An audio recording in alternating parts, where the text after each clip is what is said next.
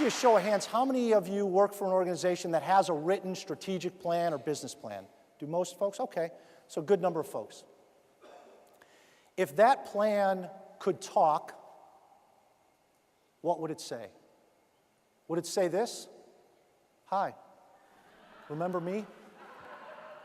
I'm your strategic plan. You don't call, you don't write. What am I supposed to think? Oh, sure, at the end of last year, we were hot and heavy. We took that 2-day getaway to the strategic planning offsite, and you showered me with time and attention. You told me how much I meant to you and said we'd always be together.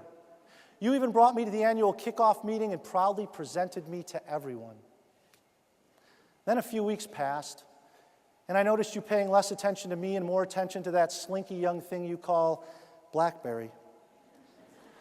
After a few months, I didn't see or hear from you at all. I just sat on your shelf, dressed in this red, faux leather, 3-ring binder, collecting dust. Now it's time to start planning for next year, and all of a sudden, you're back wanting more? Well, I'm sorry. I'm just not that type of strategic plan. Strategic planning is evolving. It's not about once a year getting together for a day and a half at a nice resort. Great strategy today is a dialogue. Not once a year dialogue, but on a periodic basis. Think about your products. Think about your services for your company. Are they better than the competition? Hopefully you're saying to yourself, Rich, you lovable, laughable fool, that is the wrong question. The real question is, what's the differentiated value we provide to customers? Internal customers or external?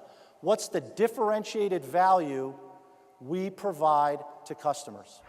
Companies like Borders that are doing the same things in the exact same way as their competition are no longer guaranteed a future. Think United Airlines, American Airlines, doing the same thing in the exact same way, United bankrupt. Think Ford and GM, doing the same things in the same ways, GM bankrupt. Rich has been ranked the #1 speaker on strategy by the Society for Healthcare Strategy and Market Development. He's the author of the best-selling book on strategic thinking, Deep Dive, The Proven Method for Building Strategy. A national thought leader on strategy, Rich has appeared on NBC and Fox TV and has been profiled in Investor's Business Daily and Forbes. In addition to engaging audiences across the country, Rich is the founder and president of the Strategic Thinking Institute and a professor of strategy.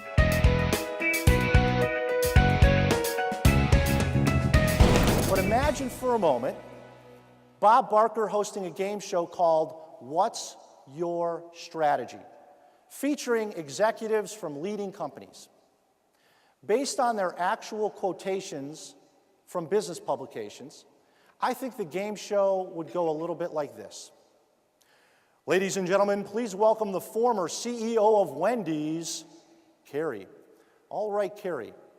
For a lifetime supply of chocolate Frosties, what's your strategy? 3 key strategies are to strengthen core business, execute new initiatives, and reduce costs. I'm sorry, but those aren't strategies, they're goals. Thanks for playing. As a lovely parting gift, we have a Happy Meal from McDonald's. Since they've been eating your lunch, seems only fair you get a little of theirs.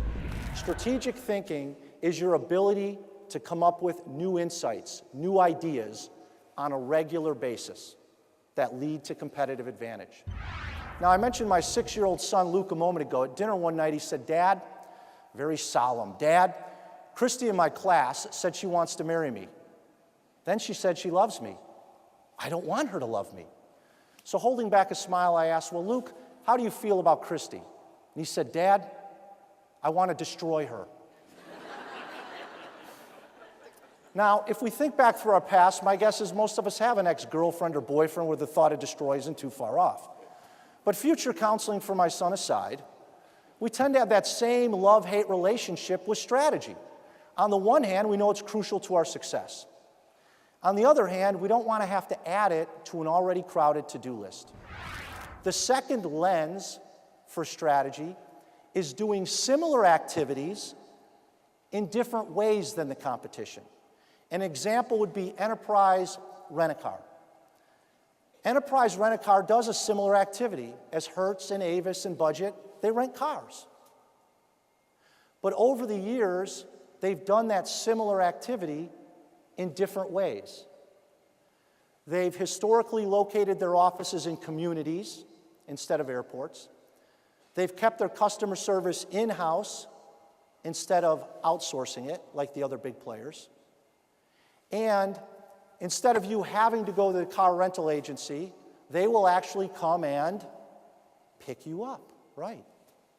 So by doing a similar activity in different ways, Enterprise has become the #1 car rental agency in North America, surpassing Hertz.